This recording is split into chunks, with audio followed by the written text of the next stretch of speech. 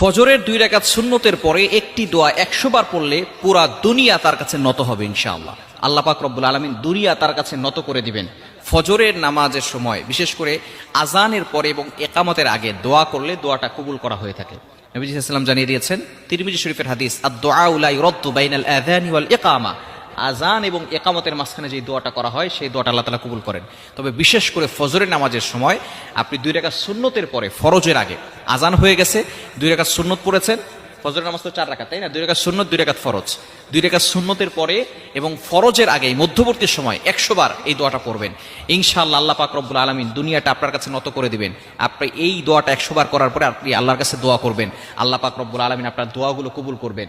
আপনার সন্তান আপনার কথা শুনে না, আপনার মেয়ের বিয়ে হচ্ছে না, আপনার অভাব, আপনার বিপদ, যত ধরনের কষ্ট আছে, দুঃখ আছে, সব আকাঙ্ক্ষাগুলো আপনি আল্লাহর কাছে বলবেন, দেখবেন আল্লাহ তাআলা সব